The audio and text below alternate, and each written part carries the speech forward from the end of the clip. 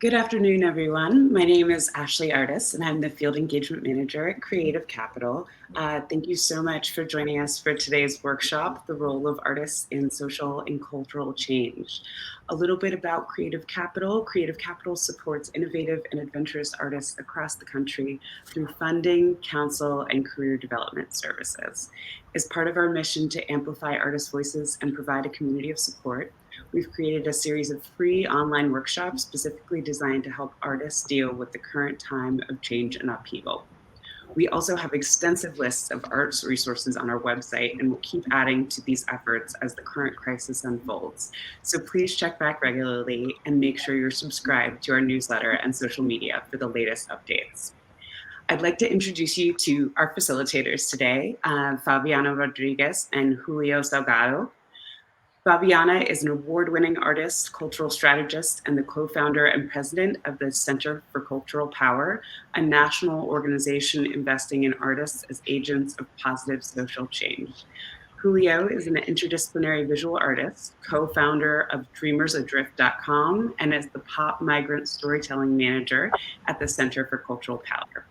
This workshop is designed to inspire artists and to help them recognize their powers to create social change through art while building community.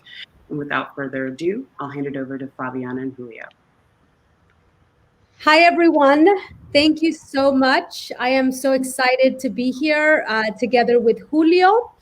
I am joining you from Oakland, California, and Julio is also in the Bay Area. And so to kick us off, I would like, Julio and I are going to share our story of how it is. I'm sorry. To kick us off, I am going to first share the agenda, and then we're going to move into a land acknowledgement. And then Julio and I will share our story. So in 3, 2, 1, if we could look at the agenda, this is what we will be talking about today. We will be sharing some content that Julio and I and members of the Center for Cultural Power have collaborated on to demonstrate what art activism can look like. Then I will move into a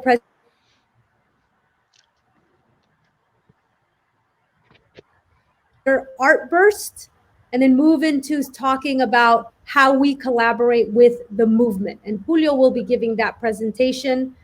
Then we'll have a quick discussion about our superpowers as artists, move into a Q&A, and then close. So I'm going to kick it off to Julio now for a land acknowledgement. Yeah, hi everybody.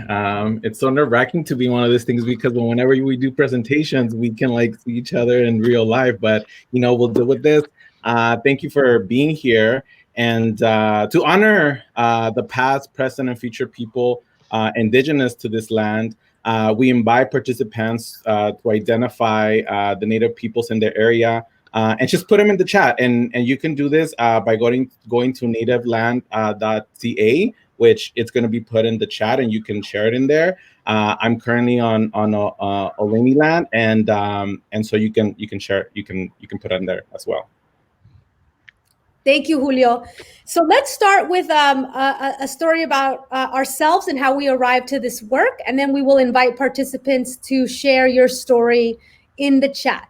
I'm Favianna. I use she, her pronouns. And I grew up in Oakland, California. I am the daughter of immigrants. I grew up in a heavily polluted community during the war on drugs and witnessed the impacts of state-inflicted violence, of the neglect of our government, and also witnessed the birth of hip hop.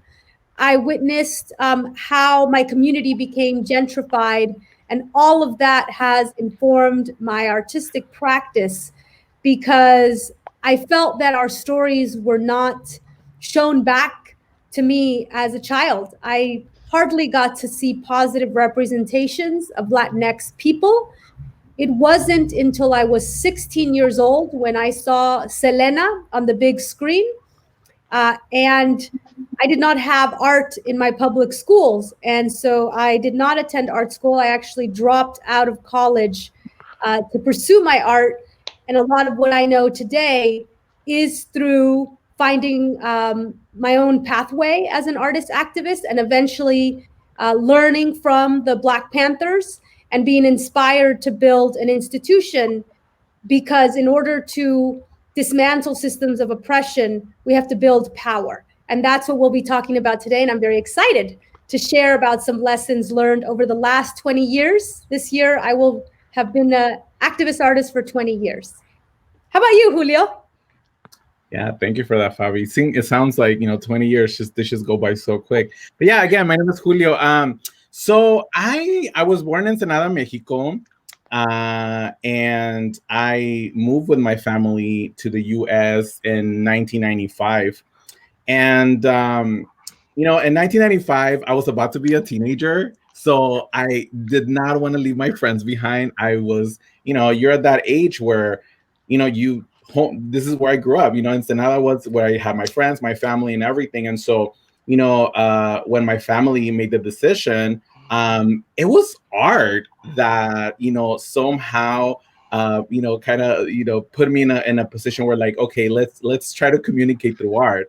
And this was because, I was put in this class. I was put in the 7th grade art class, and it might sound like a cliche, but, Frida Kahlo was for any Latinx artist, going to be like Frida Kahlo, but Frida Kahlo was one of the first artists that I was like, oh my God, I can do this, and when I remember seeing specifically, those Fridas, the 2 Fridas, which I have now tattooed on my arms, I remember seeing that piece and feeling, very emotional, feeling like, I want to do this for the rest of my life, right? And I'm sorry for any future teachers here or any teachers here, but I was always the student in the back of the classroom, drawing the teacher. And, at a young age, even though I couldn't speak the language, I had other kids who were like, oh my God, Julio, you know how to draw. Let's be friends.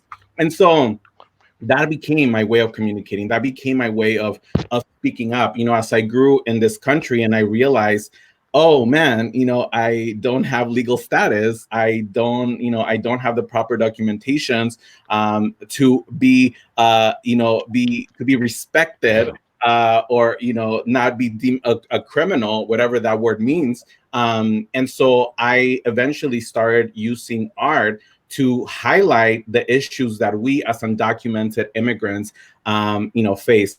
Yeah, I'm undocumented. I also happen to be queer. And so those two things, being undocumented and queer, really informed the art that I started to create. And later on, I will show you some pieces that, I really, I started, creating, and how social media really became a way for people who, like myself, who couldn't really be out there doing street art because I was, for fear of being arrested, or even worse, getting deported.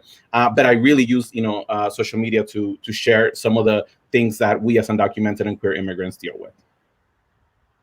Great, thank you, Julio. And it was through another artist activist who turned me on to Julio's work in 2012 and said, I absolutely must meet this person. And the day I met him, I offered him a job, and we helped start the organization that is now in its 8th year, and just really speaks to the power of bringing our collective resources and brains together to build opportunities for not just us, but for other artists. So I've loved to have gotten to know Julio over these next 8 years. So now, if in the live comments, if folks can share their name, pronoun, and a quick blurb about what brings you to this work. And so let's check out these live comments of what brings you to this work. Once again, your name, your pronouns. Actually, your name is in here, sorry. Your pronouns. And what brings you to this work?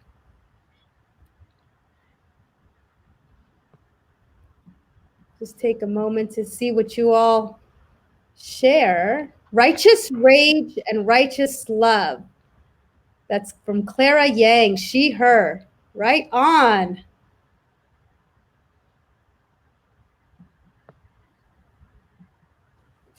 Okay, great. October, they, them. Connecting my existence as an artist and my work as an activist. Great. Bringing them together. Faith Kohler, she, her, federal agent. Wow, former federal agent, tired of the injustices I've seen heaped on our communities. Thank you for being a part of our creative community. This is beautiful. Nicolas Mendez, he, him, using photography as a tool for liberation. Great, beautiful. Theater, we have theater people. Yes. Oh my God, we have an art teacher from Mexico City. I love Lavon using the we, us pronouns. Here for creative solidarity. Narrative change. An artist superpower. Wonderful. It's really wonderful to read what y'all are doing because it actually helps inform what we are going to talk about today. It looks like we have a lot of folks who are really interested in transforming narratives and folks who have experience in documenting the impacts in our community. So thank you so much, everyone. We are going to go ahead and now move into a bit of inspiration. So at the Center for Cultural Power, not yet. At the Center for Cultural Power, we consider ourselves intersectional storytellers. And what that means is that as artists, we don't work in silos. We, as artists, are telling the story of our human experience. And our human experience includes the impacts of an unjust system, the impacts of what it has meant to live in a country founded on genocide and slavery, and how those impacts continue to exist in through our DNA, through generational trauma. Our stories as storytellers include also our resilience, how we have managed to hold on to our culture despite what the devastating consequence of colonialism and capitalism, racialized capitalism.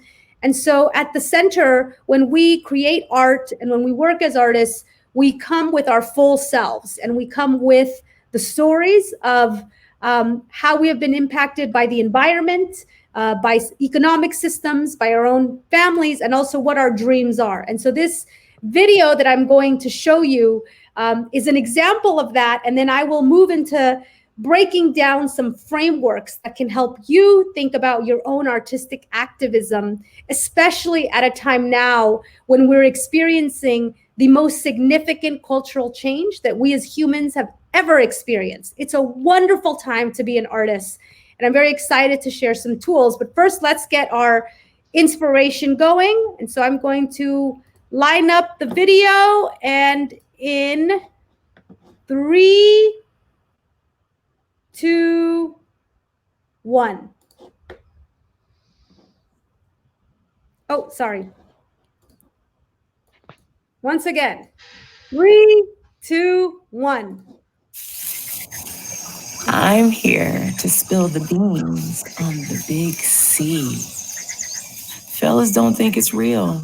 Us ladies can't even talk about it. And for everyone in between and whatnot, forget about it. We can't even admit we have a big C.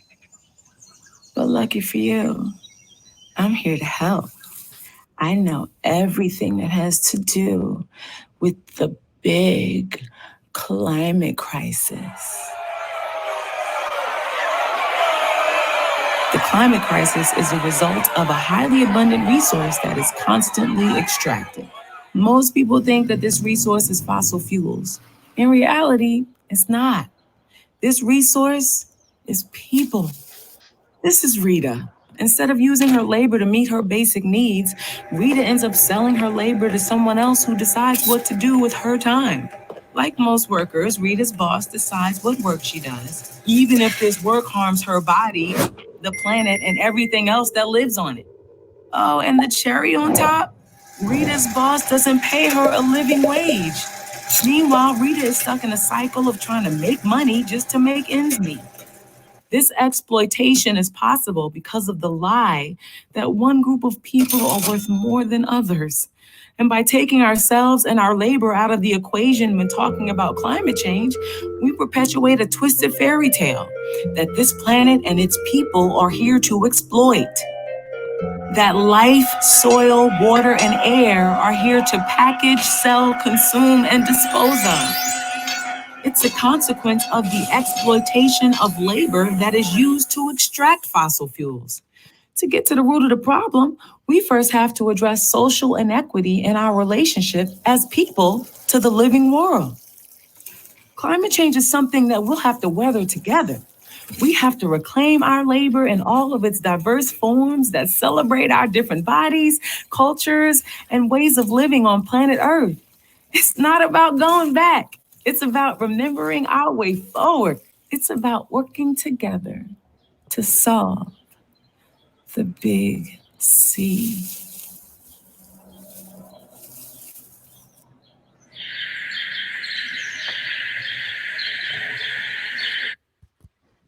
Great. Thank you so much. And let's go ahead and move into the presentation where we can break down some of these concepts. So that video was done in collaboration with our climate team. And so often as we see that the conversation on climate change is one that is largely centering white storytellers. And we rarely talk about climate change as a consequence of racialized capitalism.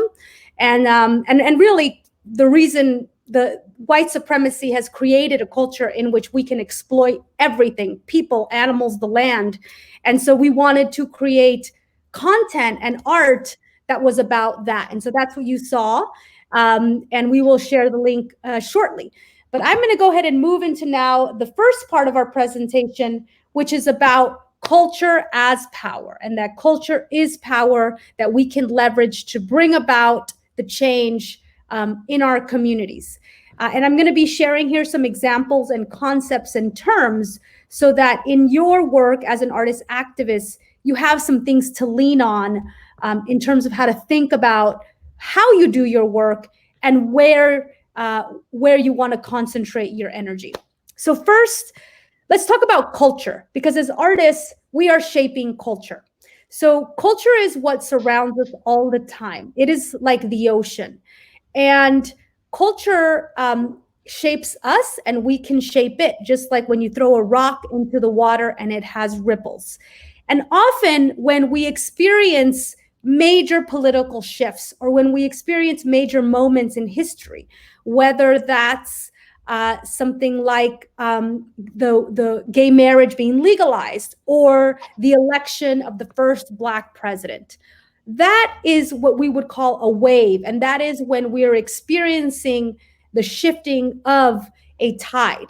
However, in culture, we have created the conditions for that change to happen, which means that if we are swimming in an ocean, that stories matter, that the myths that we create actually shape our society. At the Center for Cultural Power, we think of change as happening in three realms: the realm of culture, the realm of politics, and the realm of economics. And I'm going to give you some examples so that you can understand how these work in unison, but they also are very different from each other. So the first thing to know is that culture actually moves the fastest. And if we consider, for example, that in 2012, there was a shooting in the United States, the Sandy Hook shooting, in which many children died. And it was a really a shock at the time because not just the age of the victims, but the ways in which guns were so easily accessible. And when the stories came out and parents were talking about this, we experienced a cultural shift in this country. It was really the beginning of a movement to end gun violence. However, in 2012, did we have change in the political sector? No, we did not. Did we have change in the economic sector? I mean, the Walmarts of the world could have done something then, and they didn't. And let's fast forward to 2018, when there was a shooting and a massacre at Stoneman Douglas High School, at a moment in which students, many of them students in the Department of Drama and Journalism, leveraged the power of social media to own their stories and own their narratives. What happened? Within a couple of weeks, Dick's Sporting Goods changed its policy on how they sell guns, and Walmart eventually even issued a statement in which they recognized that guns were such a significant problem that they signaled that the federal government to make change. At that time, also, the young people who were organizing with March for Our Lives, the young people from that high school, began to apply political pressure on candidates. And so you had an example of which culture began to create pressure in both spaces. And similarly, when we study the legalization of gay marriage, we have to look back at 1997, which was when Ellen DeGeneres first appeared on television. And why did she appear on television? Well, because it was organizations like GLAAD that actually advocated for these stories to be on the screens. Now, after Ellen, you had shows like Will and Grace, Queer Eye. At the time, it was called Queer Eye for the Straight something. It had a different title. And then you had just a bunch of shows following. They were very white, but nevertheless, it was the first time that you had queer stories in your living room. And by 2010, you had shows like The L Word. So just consider that we went from Ellen, who barely pecked her lover, to a show like The L Word. By 2014, there was the first Black transgender actress on mainstream television, which was on Orange is the New Black. Now, in 2014, we were not even talking about transgender bathroom laws. I mean, that was largely out of the political conversation. But culture was moving. And so culture actually set the tone to change public will. And it was through film, television, theater, right? The Laramie Project. You even had people, cisgender Black men, come out for the first time on the covers of like Sports Illustrated. And so through culture, we actually create the conditions for the public will to change. Now, culture doesn't immediately lead to a political win. And why? Because politics is the slowest to move. And the reason it's the slowest to move is because you actually have a lot of white old men who are attached to a very old worldview, which leads me to the leads me to the next thing, which is Me Too, as an example of how powerful culture shift can be. Me Too, which was a term that Tarana Burke coined many years ago, Tarana Burke here shown in the center. And Me Too became popularized because an actress, Alyssa Milano, tweeted it in late 2017. So what happened? By January 2018, women in Hollywood were coming out about their Me Too stories. Now, why is this significant? Is because for the first time in the cultural sector, now we are all a part of the cultural sector, right? We are artists, filmmakers, performers, musicians, poets, DJs. We are all a part of the sector that creates culture. Never before had there been a moment in the cultural sector when sexual violence was so named as when we saw Me Too and how it led to Time's Up, right? And that was when you had some of the most wealthiest and powerful artists speak out about cycles of abuse and that they were facing in their own industry. And what that created was a whole wave in which many people began to share their stories in music, jazz. I mean, you even had in sports, people come out, in food. Now, going back to this, did we have change in the political sector? No. I mean, Brett Kavanaugh made it onto the Supreme Court. However, culture has changed and we're not going back. And a signal of that is when in October 2018, you had Dr. Christine Blasey Ford testify before Congress. That would not have been possible were it not for the stories of women and the leadership of Black women. And I'm going to talk about that in relation to COVID and in relation to Black liberation. But I point this out because often I think as artists, we are hungry for immediate change. But our role as artists is to actually change the narratives and to change the stories and to introduce ideas. For example, COVID really hit. I'm in the Bay Area, and it was March 14th when our governor instituted a shelter in place for the 9 Bay Area counties. And so we can say that COVID really hit our West Coast shores. It hit the West Coast and New York, but the West Coast is where it hit through the cruise ship. And so it was in mid-March that artists began putting out work and really putting out art that would help change and shift the public conversation, right? This art piece by Micah Bazant, Free Them All. Never in my lifetime would I have imagined that we would be releasing people from prison at the rate that we are now. And so what COVID has presented to us, which is a unique moment and really an unprecedented moment, is a time for the acceleration of narrative shift.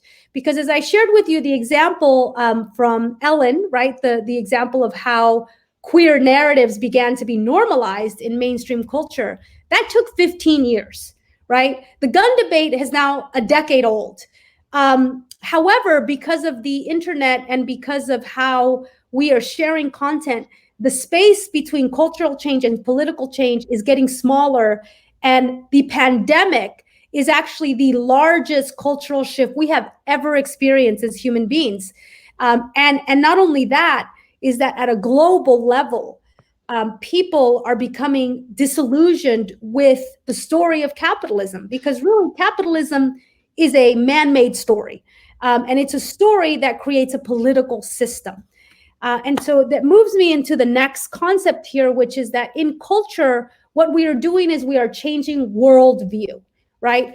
Worldview, what is worldview? Worldview is a way of seeing the world and everything that lives in it. And the worldview that is currently the most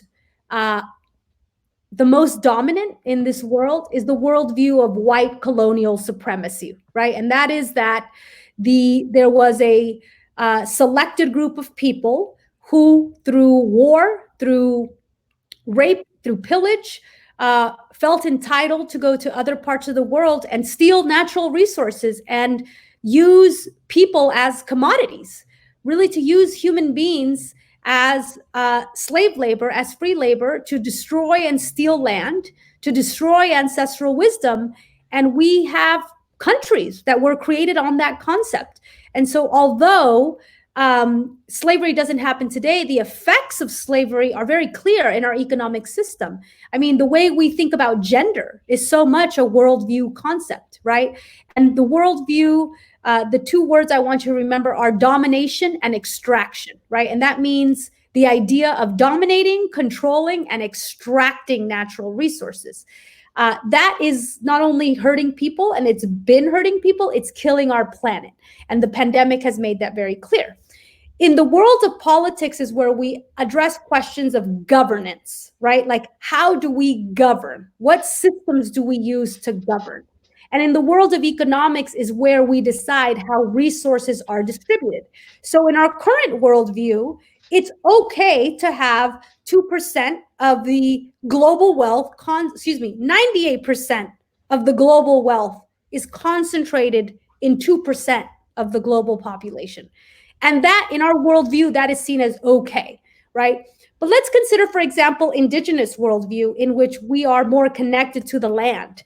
It's indigenous people today who are protecting most of the biodiversity of this earth, right? And so as artists, we have to think about what are the stories that we need to let die and what are the new stories that we need to introduce. It's not about, thinking about climate change or police brutality, because in reality, all of these things are connected. It's actually about a system and how we interact with that system, but also how we create a new narrative that will help that system die.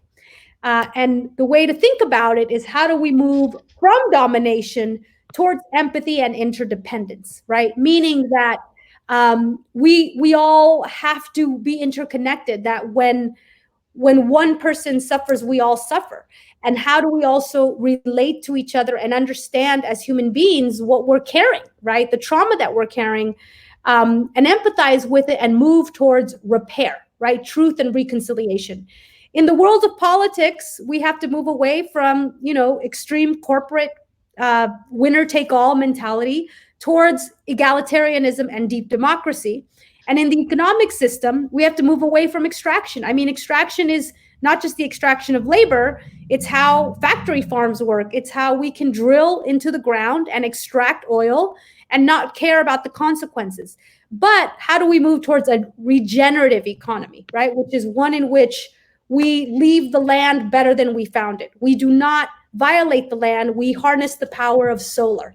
And so this, in these three areas, we have people working. And in the realm of culture where we as artists live, we could really do a lot by changing worldviews, because that will help create the conditions for the other two areas to be able to move, because we will be presenting new ideas.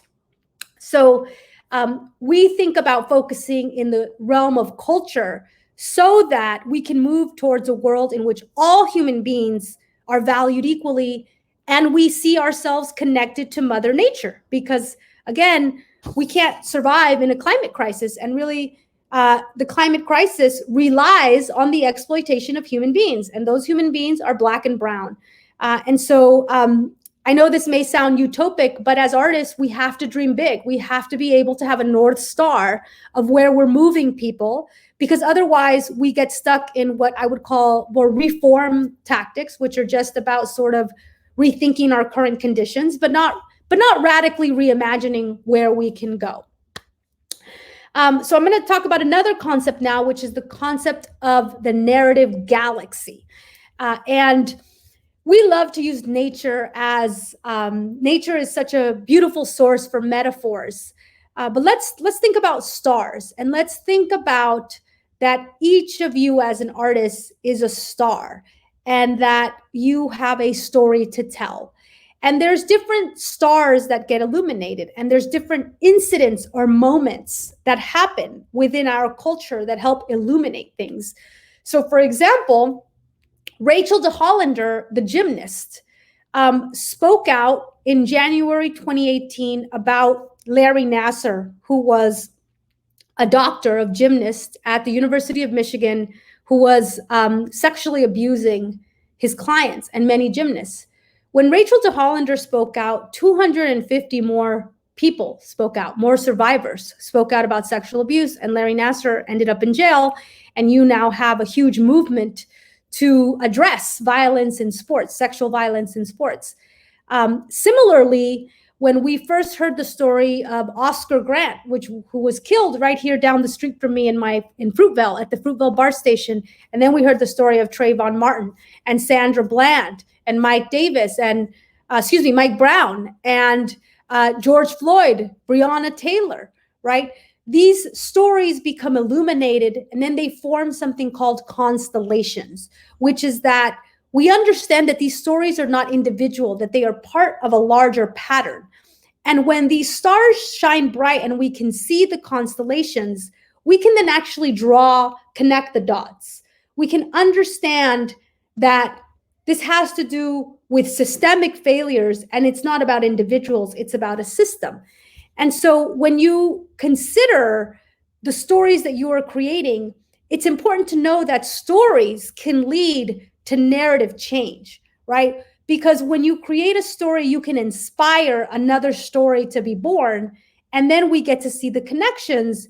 And so our culture is really the aggregation of all of these constellations, which is why it's so important to actually make work, right? Whether that's a piece on your social media or a poster, because then you're adding a star to the constellation. Going to move on now to our superpowers as artists and how we can leverage them, given what we know about the potential impact of our work. So as artists, I believe that we have three superpowers that we can use in order to transform our culture and also to change worldview. So the first one, which is over on the right, is cultural content, right? The work that we make. We all make work, and that work has the potential to be very transformative. Then we also have audiences and a platform, right? So we have social media accounts. We have people who come to see our shows. We have people who listen to our music or who read our books. And we have the ability to shape them as well. And third is that we have the ability to change our cultural institutions. And that is through organizing, through cultural organizing. And I share this because a lot of times as artists, I think that we've been trained to think that the real work is only happens in one way. The real work people may think that it only happens when you're at a march or at a protest. But in reality, there's also the work of organizing other artists and changing our cultural institutions, because cultural institutions that exist today are notorious for perpetuating white supremacy. They are notorious for perpetuating gender inequality. And so not only should we be doing our work, we actually have to be changing these institutions or creating our own. I have a lot of concepts to go over, so bear with me because I want to give you as much as possible. So another concept is the concept of creating new ideas and moving away from our no towards our yes, right? And, you know, as somebody who grew up mentored by the Panthers and many Bay Area social movements, I was taught to believe that social justice happens in an action-oriented way, right? Which is that we take action, we march in the streets, we contact our elected officials. And yes, that's true. And oh God, who said this? There was an artist that said that we also can't just be stuck in urgency. We can't just be stuck in a reactive mode where we are saying no, right? We can't just say no. We also have to think about our yes and depict that, right? So I am against sexual assault. I don't want sexual assault in my life, but sexual assault is normalized in culture. And so what does a world look like without rape, right? What do relationships look like in a world in which sexual violence no longer exists? Maybe I can create a movie about it, right? What is your yes? What does the future look like in a world in which the gender binary no longer exists, right? How do we live our lives every day? And so culture change is about creating ideas, new ideas that can help move us forward. Another thing to know is that our current cultural infrastructure, and that is all our current infrastructure, whether it's dance, performance, publishing, visual art, museums, filmmaking, Hollywood, they are controlled and dominated by white men. Not just a little bit, a lot. Like 94 to 98% of positions of leadership are white men. And they are on the boards, they are financiers. And so I say this because in reality, to dismantle the inequality and the racism in the art sector, in our cultural sector, is a long, long path. And it's going to require us to be bold, and it's going to require us to organize, because power will not concede, right? And I will also add that we are at a very unique time, thanks to a movement, a global movement for Black liberation, where these white institutions just cannot do what they have done for so long, for centuries really, which is to prioritize the voices of white artists, especially white men, while silencing or invisibilizing the voices of Black, Indigenous, people of color, of queer people, transgender people, people with disabilities. Now, just to show you what this looks like, I have data on many sectors, but I just want to show you this. 94% of Hollywood film executives are white, and 96% of film directors are men. So when you're watching Netflix and you're hanging out and you're just wondering, wow, why did I just see like another sexual assault scene? Or why do I just see white people centered in the narrative? It's because of this. It's because there's too much power. And it's because they are centralizing their experience. And so when you think about as an artist, these are real systems, y'all. These are things that we have to help dismantle. And it's not enough for us to do our work. We have to actually organize as well and really think about who we are partnering with and how we are getting our work out there, because we have to accelerate justice. We can't just wait. So to close off my section, there is control and domination in the big levers of culture. And that's what we must disrupt and transform as we are creating our stories, right? So our stories can help transform ideas. Our stories can create new ideas, our work, and we have to tackle the larger issue so that we can do some work for the next generation of artists. And I'll stop there. Thank you so much. Okay, so we are now going to be moving into Julio's section. I know that some of y'all may have questions, and we will be taking questions in the Q&A. For now, you can put your questions in the chat, and we have some folks who are helping us gather questions. Next up, Julio is going to be talking about how these concepts actually translate into artistic practice, right? And how it is that, you know, these are concepts around how as artists we can make we can help create cultural and narrative shift. And Julio is going to talk about how he takes these concepts and actually applies them to projects, both as an artist himself and as an artist with other artists. And before he goes on, we are going to show a inspirational video again to get our creative juices flowing. Okay, let's see here. Great. So in 3, 2, 1. Immigrants are so important to American lives because we come to bring our full selves in these United States of ours that we love and we care for, we cherish. And I look around me and I only see 3 very distinct groups of people in America. I see the Native Americans. I see the descendants of slaves who were brought here against their wills, and I see immigrants. So if you really look into yourselves as an American citizen, you have to fall into one of those 3 groups.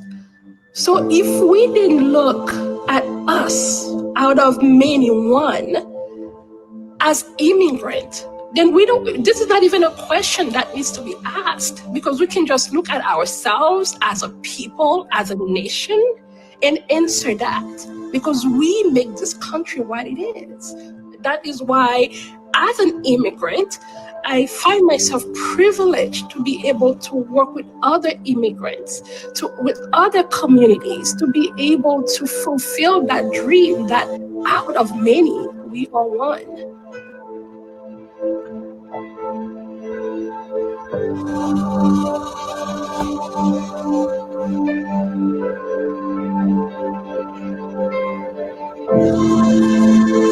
I am Aloe Black, and I stand with immigrants. I am Francia Raiza, and I stand with immigrants.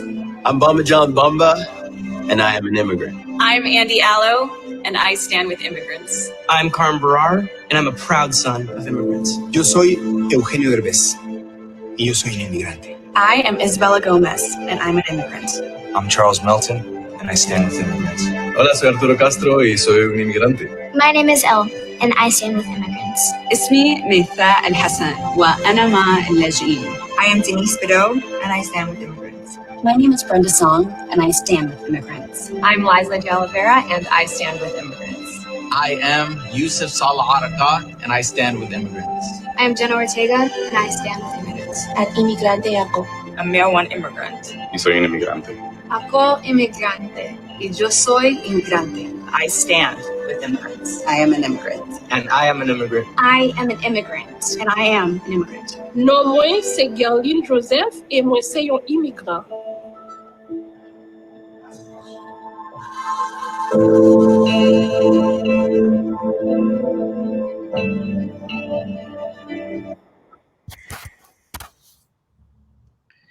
Hi, everybody. This is Julio again. So That was it was a video as part of the I Am an Immigrant campaign. And the person who started off that you saw in the video was Geraldine Joseph, who she is part of she's part of the Black Immigrants Bell Fund, who, like, they're specifically making sure that in the migrant rights narrative, we don't forget that this is the Black issue. A lot of the times, when it comes to migrant issues, it's specifically about our stories, as non Black immigrants, and so making sure and centering the work that people like Geraldine has done, it's super important. And so I'm going to talk a little bit about more in terms of like how I have used my art to again shift to this idea that we need to tell our own stories as undocumented immigrants. And let me close the window right here because I can hear noise. Live TV. And Fabi, can we start with my slides, please? Yep. Okay. Ready. I don't see the slides. Great, awesome. So when I mentioned earlier at the beginning of my story that when this is before people started coming out with their undocumented stories, and the famous undocumented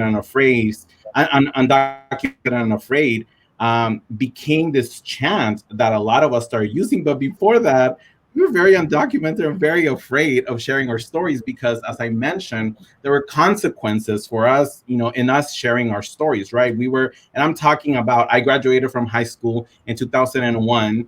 And, around that time, coming out with our stories was very dangerous.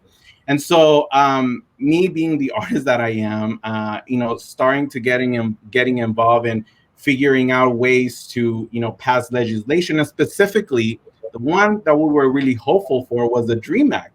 And the DREAM Act, what it would have done, it would have given us a path to citizenship, right? And as part of, of the DREAM Act was this push to have undocumented students who went to high school in the U.S., who had what they had to do, and get their legalized, get legalized. And so one of the big narratives around that time was, America, I'm a good immigrant. I've done what I was supposed to do. I went to school. It was my parents who brought me to this country. It wasn't my fault. And if you think about that narrative, it's a really messed up narrative because we were throwing our parents under the bus, right? And so the media really latched on to this idea of poor little immigrants, these good little immigrants that are just trying to go to school. And me as an artist, really, one of the things that we were using is the cap and gown, right? This cap and gown represented the good student, the good immigrant, and pushing for that. And the media really, went into it. And so they didn't want to talk about, people who had been criminalized for, small offenses, and a lot of them were Black immigrants, right? Now that, marijuana in certain states are legal, many people who were getting in trouble, they just wanted to focus on that good immigrant narrative. And so not just that, it was very hetero. It was very, let's put the married couple, let's put let's not talk about the gay stuff, right? Because whenever you're queer in any movement, you're always told, focus on the big goal here, which is getting papers. And so I was like, a lot of us were like, no, we're going to focus on all of our, identities, because not just that, but the people who were, around 2010, when people were like, getting arrested and doing, trying to pass the DREAM Act, many of the folks at the forefront were queer. And so I'm not sure who came up with the term undocuqueer, but I was like, yes, that is a term that we need to popularize, that we need to make sure that everybody knows. And so what I started doing was collaborating with a lot of these organizers who were doing all this work on the ground. And my intention was to make sure that people didn't remember that it was queer people queer and trans folks who were at the forefront of a lot of these actions that were happening. And through that work, next slide, I really started finding myself and finding my voice as a queer man, right? As somebody who was like very like, okay, I should I talk about those things, but like really, again, this work, this artivism that it's a term that I was learning. It was about a collaboration of people, and so artists start using the butterfly metaphor. This idea that wouldn't it be beautiful if we could travel without the restriction of borders, and like butterflies do, specifically monarch butterflies. And Favianna has a great example of her work of the Migration is Beautiful campaign. And I really started being, again, being intentional and making sure that people knew that I was queer. So a lot of this work, again, was very intentional and making sure that I worked with movement groups. There was a trust that was built. A lot of artists come in trying to do a lot of this work with intentions, like I want to help immigrants, I want to do stuff around Black Lives Matters, and but what is your connection to the community? How are the artists who are directly affected by these issues being included in the work that we're putting out there? And so this takes me to the next part that I want to mention. One of the campaigns that we worked on was the Free Them All campaign, right? So Free Them All became a hashtag that you saw it earlier. One of the works that Micah Bassan created, but really it was about we were entering this pandemic. People were being told to stay at home, but then it was like, but then there's still people who are in the detention center. And so, as somebody who has connections, who is connected with this movement groups, I was like, how can artists help? How can we, highlight the messages that you are all, trying to? Because it's like, yeah, free them all, but what are what happens when we free them all? What are things that people need to be aware in a campaign where we're asking people to be free during a pandemic, right? And this campaign was artist-led, and this is a little formula that I was like, people ask like, how can you make sure that a campaign or artist, what's the secret to make sure that people know what's happening? I was like, it's really simple. You have to trust the artist, to put in, to work on this. You have to work with people on the ground. I cannot stress this enough. I cannot stress enough how, it's not about reinventing the wheel. It's about being in connection with people who have been working on these issues for many years. One of the organizations that we partnered up with was the Inland Coalition for Immigrant Justice. The Inland Coalition for Immigrant Justice has been working for years to shut down Adelanto. It's here in the Inland Empire in California. And, I was like, let's make sure that, we put the right messages out there and the right images out there so that it makes sense. And in addition, having an organization, specifically cultural organization, that supports artists, right? Because a lot of the times also artists get asked to do stuff for free, but we were like, no, let's make sure and compensate the work that artists are doing. Next slide. One things I wanted to, I always keep in the back of my head is like making sure that people who are affected by these issues are the ones who are creating the work. And let me tell you, a lot of the times, an example is Hollywood is like, well, we don't know any Black writers. We don't know any, Latinx experiences writers that can create. It's like, no, there's a lot of talent in our community. I know those people because I'm part of this community. And so I remember, hitting up a lot of these artists, Carla Rosas from New Orleans, Mostafai from Brooklyn, New York, Maria Hugu from San Francisco, Brian Herrera from Chicago, Illinois. You should look them up. They have been creating amazing artwork. And I was like, I want to make sure that they are the ones who are involved as undocumented and formerly undocumented immigrants. Next slide. I had previously worked with them on another project that we had called Flowers on the Inside, where we created images in collaboration for Forward Together and Casa Arcoiris, where people could write, on postcards and send them inside detention centers. And so there was already, again, a connection with this artist, right? Another issue that people are that that I'm like, this, you shouldn't right now be looking for undocumented artists, barely right now. Like, you should have been creating this relationship from a long time ago. You should still do that. But, there's been a collaboration in the past, right? Next slide.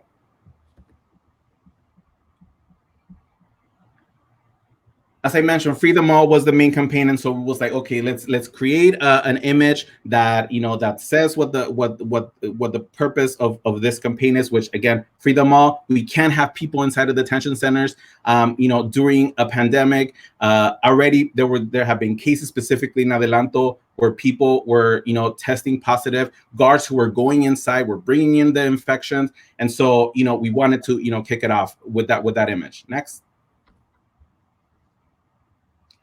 Under the umbrella of Free Them All, we wanted to make sure and let people know that, hey, there's a pandemic going on. What can we do when people are inside and, help? And so highlight the fact that we need to take care of people who are detained. And even when they are free, what is going to happen when people are free? So one of the things that the Inland Coalition for Immigrant Justice was doing, they were creating packages that were ready to take care of our communities once they were getting out. And so highlighting and showing that, okay, we need donations from the community to make sure that when people were going all over the place and taking this hand sanitizers, there was people inside of the detentions who needed hand sanitizers, and so highlighting that there was also a health issue. Next. Housing.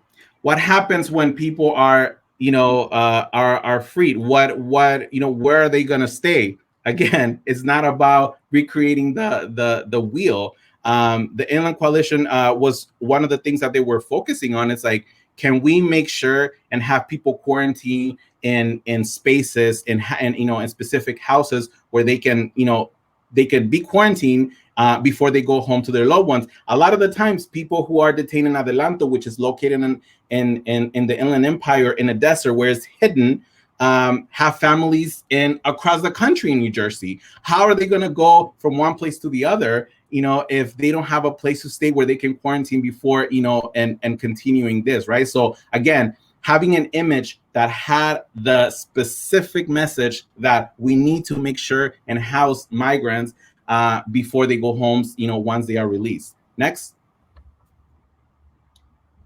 A big one was the communication access for detained migrants.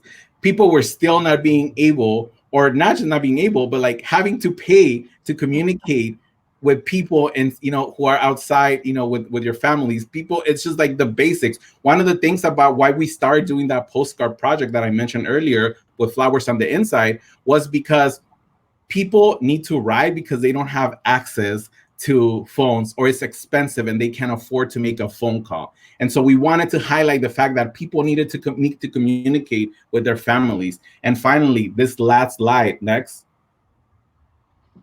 To end cash bonds for detained immigrants.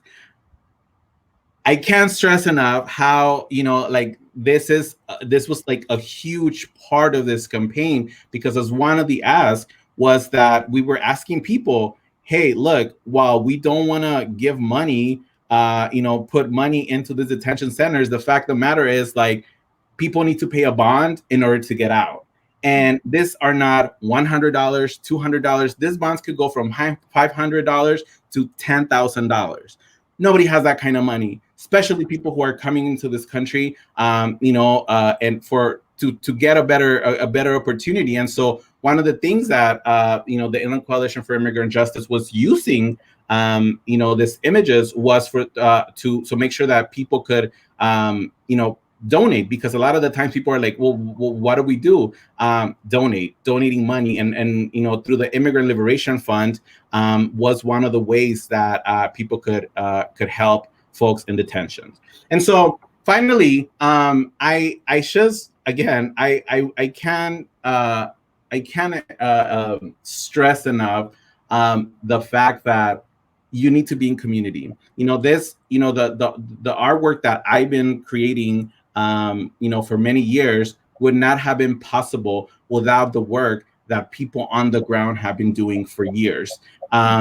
This final image here was another cultural moment where artists got together through the In Plain Sight project, which you might have seen on Instagram, and again, right, like doing the same thing that we've been doing, which is don't work with artists just one time and then forget about it. You need to continue, especially if you're an organization that wants to work with artists. You need to continue the relationship with this artist. And so what this project did, which was led by Rafa Esparza and Casillas, was bring artists, some of the artists that were part of this project, to write messages on detention centers around the country. And so one of the things that was part of this project, again, was like to highlight the fact that people need money to get out of these detention centers. And so Geraldine Joseph, who you saw at the beginning, is part of the Haitian Bridge Alliance, and really, like asking folks to donate their money, to these spaces.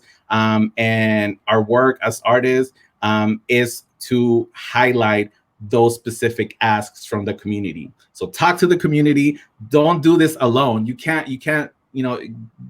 doing art it's amazing, but specifically if you are doing art that is going to affect people's lives, you need to be in communication and in community. Great. Thank you so much, Julio. And I think we can stop the share now, the video share. One thing that Julio also I want to stress is that in working with the movement groups, you also understand what they need, and you can make artwork that helps advance a real material, tangible support for those who are affected. Because in that way, the artwork not only is inspiring people, but it's also giving them a tangible pathway to take an action that is gonna improve the conditions of oppressed people. And so I think that that's one big thing to understand as an artist activist, is that it's not just about awareness, it's about systemic change. A change that can actually benefit people who have been impacted. And so it's not just representation, it's actually also power. And with that, we have some questions. So let's go ahead and move into the questions. A quick question about the images. Were they screen printed? No, they were made for social media. Julio, do you want to talk about why social media was our distribution strategy? Yeah. So initially, the first, again, I mentioned the Flowers and the Insight. That original, the goal of that was to create postcards to be printed. And so what we did, we send out this PDFs to people who wanted to participate, and people would print them at home and they will mail them back to us. And, through Casa Arcoiris, they would then, deliver this postcards. And it might, again, it sounds like there's people who might still write postcards or, write letters by hand. But this is a lifeline for a lot of folks. One of the things that, friends of mine who have been detained, they're like, you are alone in these places and you feel less than human, and guards will make sure that you feel it. And so reading from people on the outside is, it's a little, I hate to use the word hopeful. I am a very hopeful person, but it gives you a reason, like there's people outside, and there's an even more there's more power to know the fact that it was undocumented artists who, even me as a DACA person who, like, my DACA was already being up, I don't know if it's how long I'm going to have it again, but we can end up there as well. And so knowing that you have a community of undocumented people on the outside, was an important goal.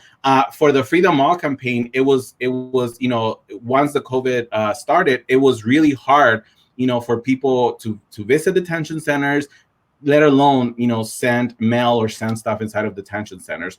So most of it was, online.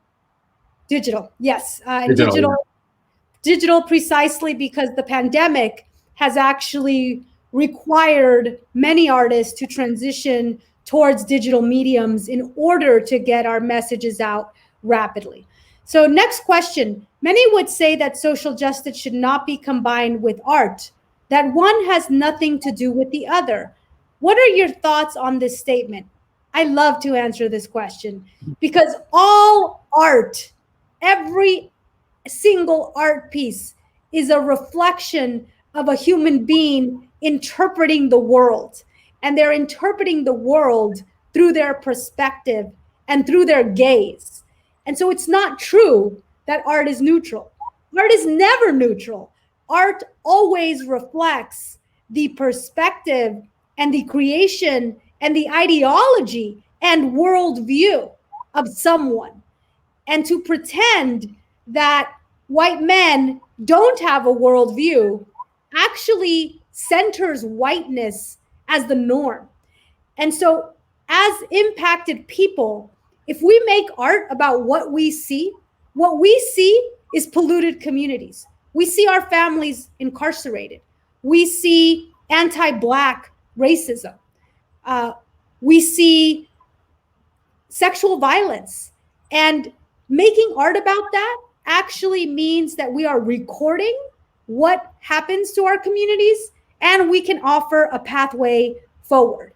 And so when you hear that kind of argument, I would encourage you to be very suspicious, because what it does, it actually centralizes one narrative and makes it normal to have a particular perspective that is actually one that's been based on privilege, on exploitation, and on gender supremacy and white supremacy. Yeah. Yes. If I can add something to that, and also, you know, who gets to create the art and the narratives that we're putting out there, right? Like I mentioned, one of the narratives that I myself, you know, would share a lot was this idea that we're good immigrants, right? Like we're perfect immigrants, we deserve rights. You know, it's our parents who brought us here. But, you know, like I went from that to then like talking about things that, look, being undocumented, it's not all that I am. Yeah, it's part of who I am, but there's other things about me that, you know, I like humor. I like touching on subjects of sexuality. And so those things, you know, still have a narrative of social justice, but it's not entirely based on pain, right? And so there's this expectation specifically from people who don't, you know, necessarily have, you know, who are, again, I'm speaking on my behalf as an undocumented immigrant, who just want to hear, how did you come to this country? You know, can you know, tell me your sad story.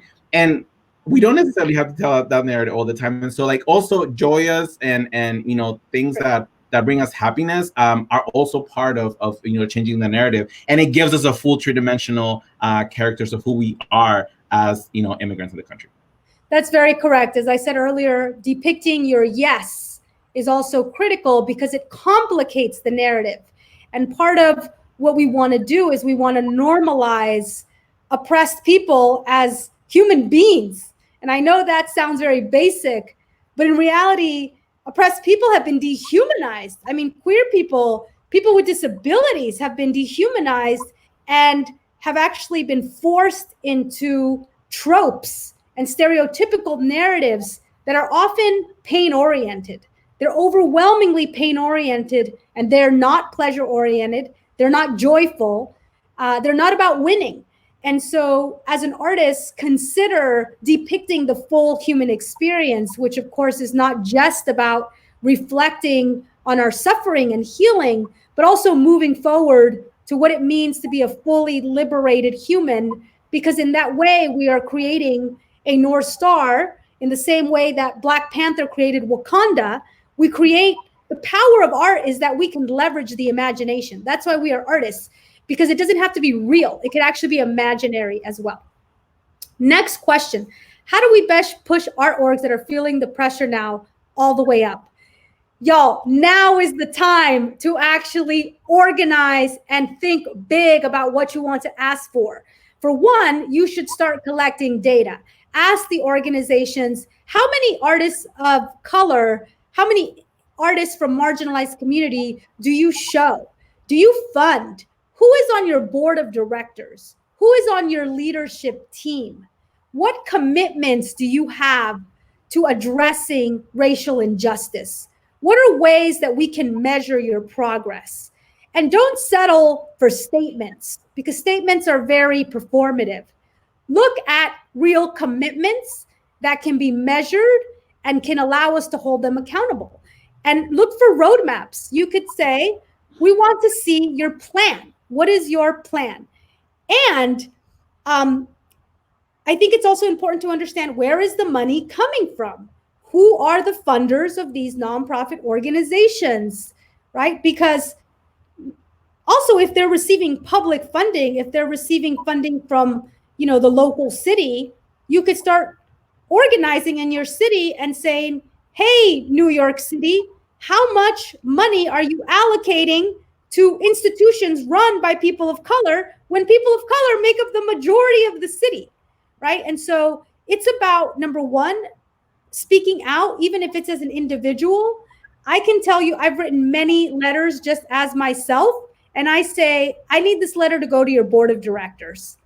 And so it's about targeting positions of power, which includes the board of directors, and about naming what you see and also naming what you want to see different. And also it's about telling your story. I mean, just like I showed in the constellations, ain't nobody going to see your story if it's just on email, right? You should, of course, give them a heads up, but you want to actually amplify your story. You want to help create public pressure, right? And this is not call out culture. This is actually accountability culture, is to also name the benefits of what could happen when things shift.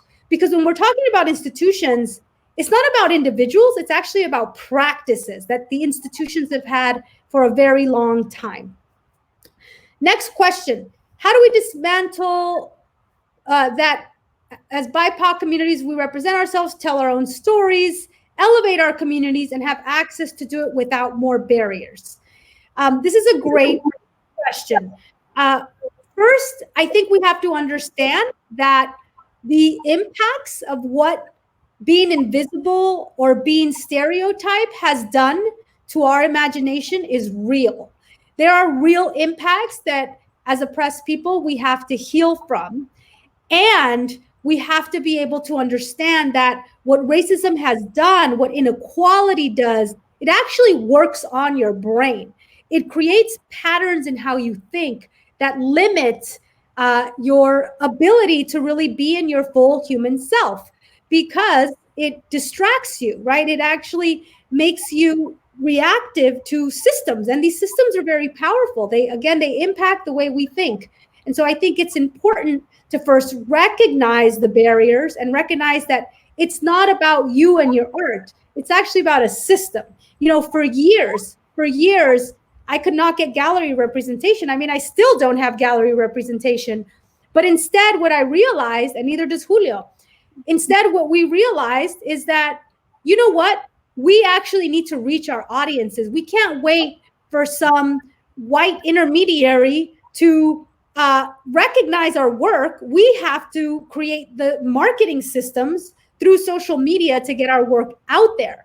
And in that way, we have built very robust online stores, right? Like, I sell my work every week. And I've realized that at this point in my life, do I really want a gallerist who's going to take 50%? I mean, what is the gallerist going to bring to the table? How are they helping me advance my narratives? Like, where is that money going, right? At least when I sell my art, I know that 50% I'm going to invest back into, if you could stop that screen share, 50% I'm going to invest back into the movement. And similarly, I'm going to hire women, queer, people of color. So I think it's about us. It's a process of decolonializing yourself and also knowing that as artists, you have power. You have 3 superpowers. Be very deliberate in how you use those superpowers. Julio, do you have anything to add before I move to the next question? Yeah, one of the things that I've said, like I recently made a piece that said, I'm no longer, I'm not going to create for people who don't see my humanity, right? Like one of the things that that we try with this, and I continue going back to this narrative of being good. It's like to make sure that white people specifically are comfortable around our narratives, right? Like, making sure that somebody who is not close to us, can relate to us. But it's like, maybe you can't relate to me, and that's fine, but that doesn't mean you don't respect me, right? Or understand me. I'm like, I always put the show Friends as an example. I came to this country when I was 11 years old, in 1995, when Friends was barely starting, and I remember watching TV and watching Friends and learning about American culture. I'm like, I had to figure out what the hell they were talking about. Why aren't we allowed, or giving the resources to tell our own stories and tell it for ourselves, for our own people, whatever, people you are trying to, reach. Great. Next question. What role do you think white artists can have in the truth and reconciliation movement? This is a great question. So first, the systems of oppression and white supremacy definitely affect white people. They affect all of us, but they also affect white people. And so I think it's important for white people to talk about their experience and also to practice what transforming that can look like, right? And that could look like getting educated through Black feminist queer theory on understanding how oppression works. It could mean that in your projects, you create a rule where you collaborate with makers of color. It can mean that you donate portions of your proceeds. It should especially mean that you are taking the time to educate yourself and unlearn these systems. I mean, this is a lifelong practice. It takes a lot to unlearn systems that we have been exposed to our entire lives. I also think that the work of truth and reconciliation and accountability is everyone's work. It is actually very important for white people to show up, just like it's important for cisgender men to change their behavior, right? To talk to other men, to example, to show what a positive, healthy masculinity could look like, and not just continue supporting the old narratives. This is, again, why I think as cultural workers, we are so powerful, is because we can actually create the wave of narratives. Like, I am dying to see film and TV in which consent is really practiced, right? I am really looking forward to seeing romance movies that feature transgender artists. Like, I'm hungry for a different kind of story. And whoever creates that story is going to open the pathway for so many more stories. And so also trust yourself in experimenting. I think that, I mean, as artists, we are so used to rejection. So it's important to, test things out. Yeah, go ahead. One more thing. Yeah, it's like, it's really something that, I mean, any artist, being told, like, step out of the way, or you can't do it. Like, don't, like, it's sometimes it's as simple as that, right? Like, Favianna's mentioning, as cis people, how, we are all, have privilege over somebody else, right? And so I remember working on a project with trans folks, and a lot of the times media being lazy, they wanted to talk to me and they wanted to center me, and it's like, move out of the way. And like, it's really, it's based on community. Pass the mic. It's as that simple. That's simple. Yes. Next question. How do you as artists balance meeting your material needs within a white supremacist and misogynist system with speaking truth to power, especially post-COVID? This is a great question. This is a question that I got when I was working with Ben & Jerry's. So once again, I am not a part of the formal art economy. I think the formal art economy is falling apart. And tomorrow I will actually be on an IG Live with Nato Thompson talking about this. But all the ways of gatekeepers that we had in the past, the ways in which gatekeepers would determine who you saw and who you didn't, and the value of work, that is all changing. And it's likely going to shift tremendously. And so what we have the opportunity to do is to actually create ways of working that are a different way about thinking about economic impacts. So for example, when I collaborated with Ben & Jerry's, I said, I really want money to go to activist groups, and I want one of them to be a cultural organization. And they then donated to $25,000 each to groups like Color of Change, a Honor the Earth group, a border narrative storytelling group. And I also said, I would like to have a celebration that's in a community of color where we actually give out ice cream. And as a vegan, I want vegan ice cream flavor too.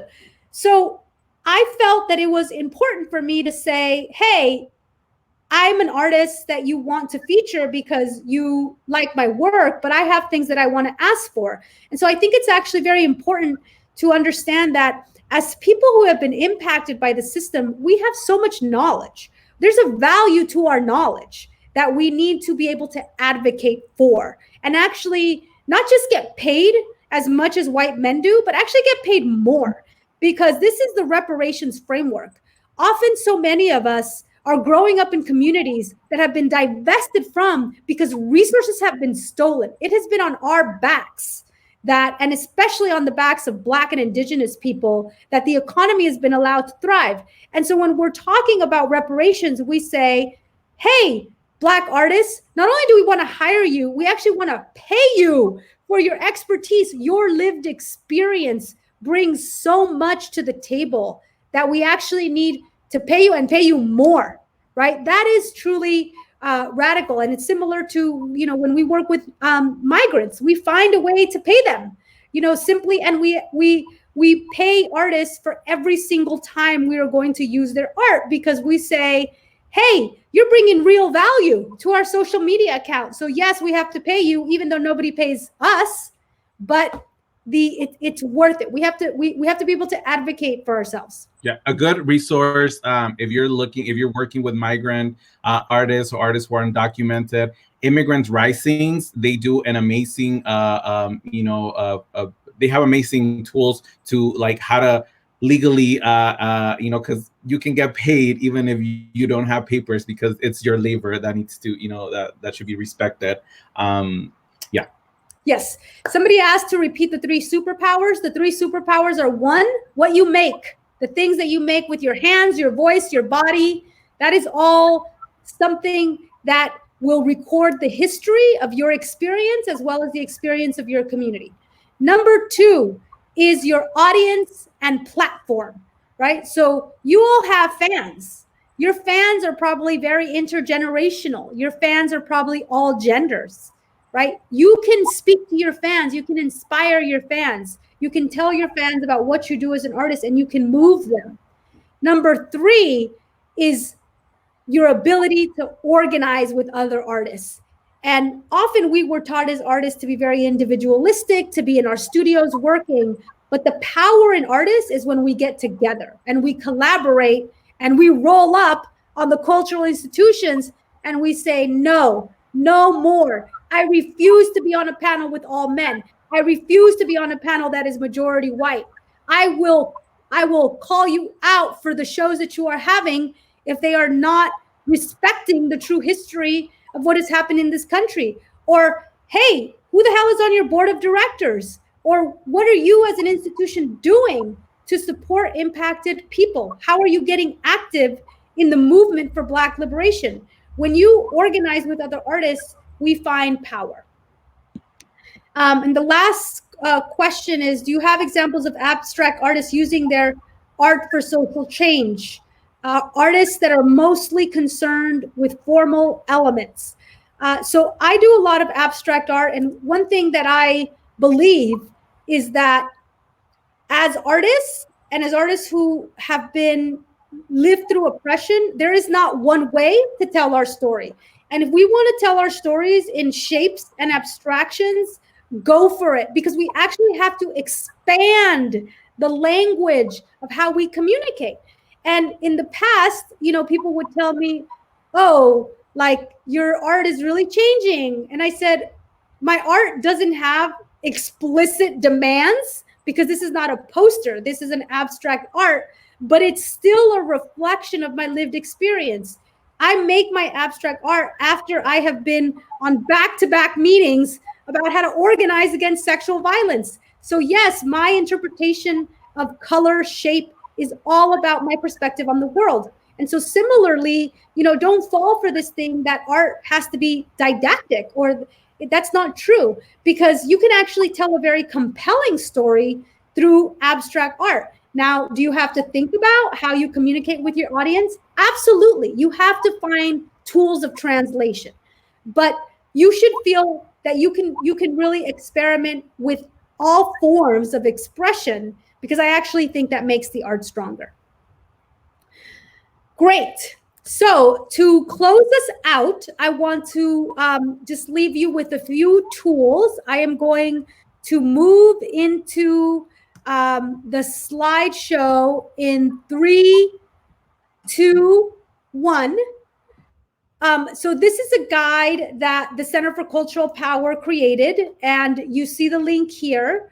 And what it is, it's a cultural strategy guide for COVID-19. And as I said before, the pandemic is a tremendous opportunity for us to not go back to the old systems, but to imagine what a future could look like, including investment in our healthcare infrastructure, real racial justice throughout our cities, bailing out the people, not the corporations.